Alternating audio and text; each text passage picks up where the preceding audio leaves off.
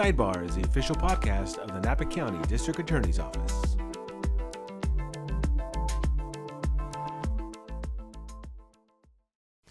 Hello, everyone. This is Carlos Villatoro with the Sidebar Podcast, the official podcast of the Napa County District Attorney's Office. And beginning on September 15th through October 15th, it is celebrated National Hispanic Heritage Month. This is an opportunity for the Napa County District Attorney's Office to recognize all of the contributions that Latinos have made in the criminal justice system, but not only in the criminal justice system and in the courts, but also in the community. Our investigators, our district attorneys, and our victim services advocates have played a significant role in the criminal justice system and the community here in Napa County.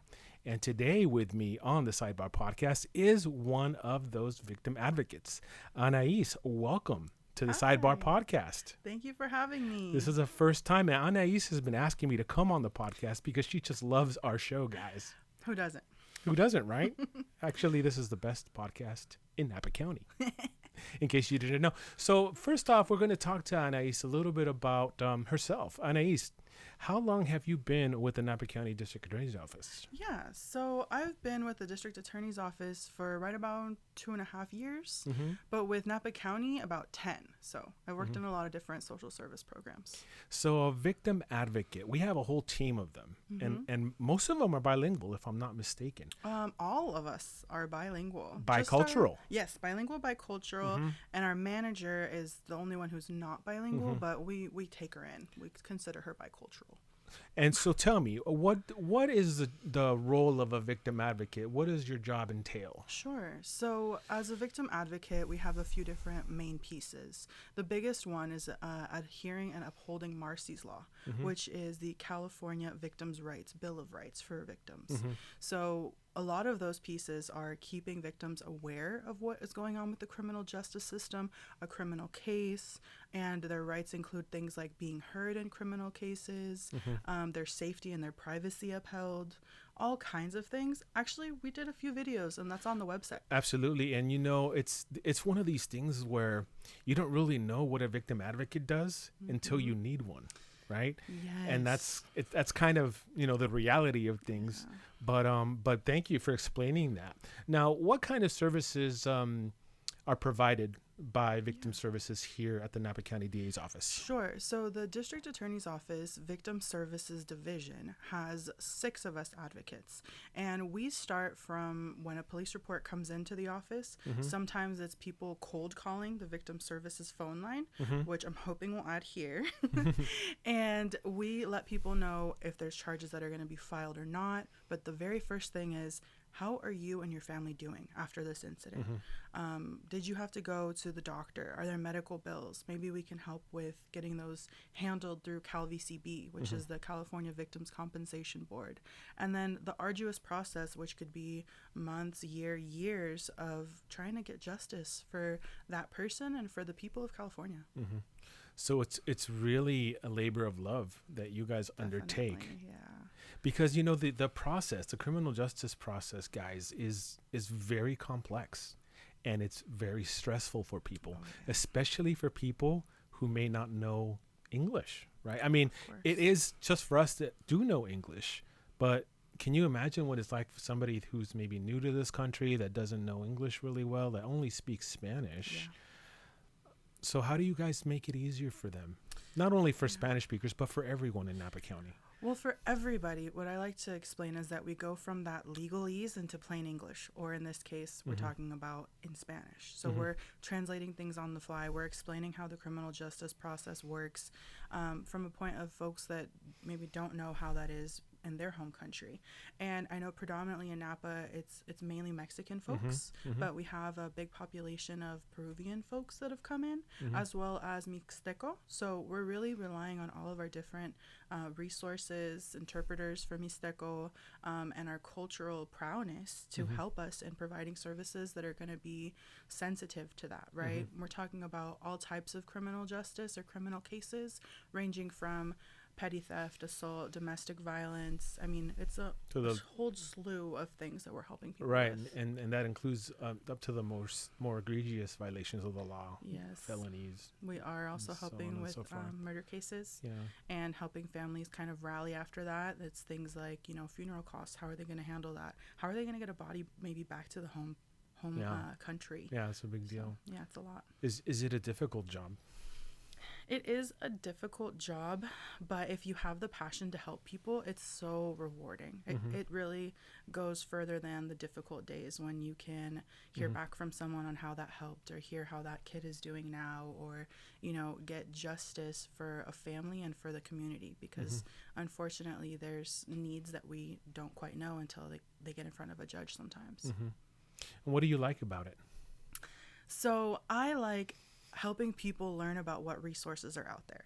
And there are many out there too. There's so many resources out there.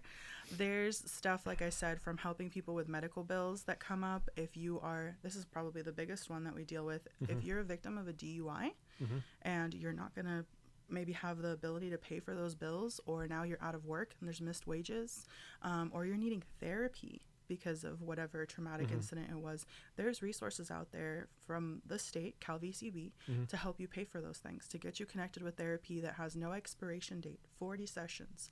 That's for not just you who experienced that incident, but also your family. Sometimes families are affected, right, by that person being victimized. So I say the biggest thing is connecting people to resources that help them heal. That's the biggest plus for me. Well, you answered the next question I was going to ask you, and that was, what happens when we can't provide the services directly? So we have many partners. We have so many partners, and some of those are right here in Napa. Some of them are ranging out for Solano County, but what we like to say is that there's a no wrong door. Even if it's not something that we can handle in-house, we're going to connect you to the right entity. So say when in doubt, we're a good first place to start. Now, you mentioned most of the staff in victim services is bilingual, bicultural. Why is that a necessity in this day and age, and especially in Napa County? Why is that important? Well, I couldn't tell you statistics off the top of my head currently, but I know we've got to be in the 40%.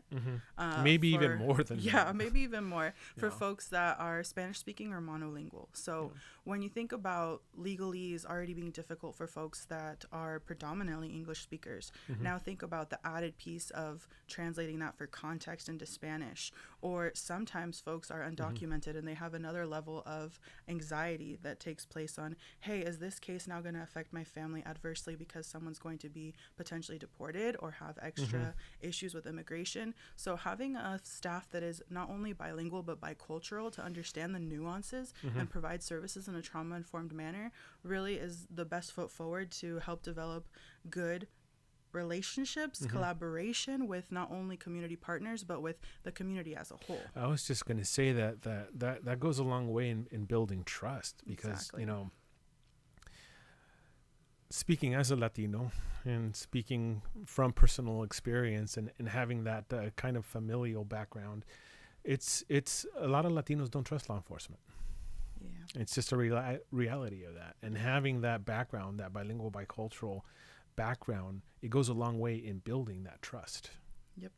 Right. When I can call someone and I can explain or understand where they're coming from in terms of, this situation happened and they have to balance that person maybe being the sole provider for a household, or maybe the demographics of that family dynamic. And I can come from a place where I understand a bit of that, because every family's not the same. But in I'd say most Spanish speaking countries, they have a more patriarchal lay of the land. So when I can come from a place where I understand that and be non-judgmental and compassionate in the way that I try to provide services and information to them and stand with them in court, then it really does help those folks feel heard, their voice elevated in the court, and ultimately trust when I'm connecting them to services. No, absolutely. And the services that you provide to the community are so valuable. Again, not only to Spanish speakers, but to the community as a whole. Now, how are you received? Are they surprised that you guys speak Spanish and, kind of know where they're coming from? Yeah, so usually they're very surprised because we're calling from the district attorney's office, and that's kind of one of the first things that we say. And the term advocate when you go and Google it and you search it, you're going to get defensor or ascensor, which would, defensora. yes, and it would translate to an attorney. And we're not victims' attorneys, right? An advocate and an attorney is way different. So at first they're kind of confused on what we're calling about. But when we better explain that we're victim services and we're there to connect them specifically to things that can help their family, help them, and explain this very nuanced criminal justice system and the tangential pattern that is how a criminal case flows, then they're relieved that we're there and that they have a number to call and that it's not this mysterious entity that's going to make some decision, but rather that they can be involved in the process. And they can ask you questions and you guys can give them updates because, you know, that's the big deal. And it's one of the ways that our district attorney has made that commitment to communicate with, you know, the people of Napa County. So I think that's extremely valuable. I agree.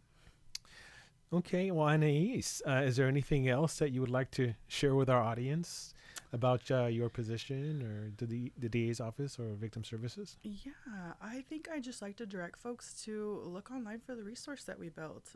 That is a fully Spanish page that explains our services, that has real-time resources and information, and all of us here in the office, especially you, put a lot of work into making sure that information is accessible in both languages. So I really hope that they use that resource. Absolutely.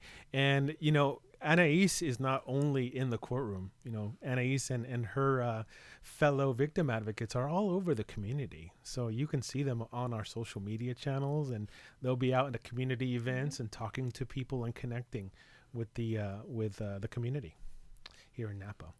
And that's going to be it for the Sidebar Podcast. I hope you enjoyed this episode. And if you did, make sure that you give this video a like, drop a comment, and consider subscribing to the Sidebar Podcast. And Anais, thank you so much for being a guest. Thank you. Thank you.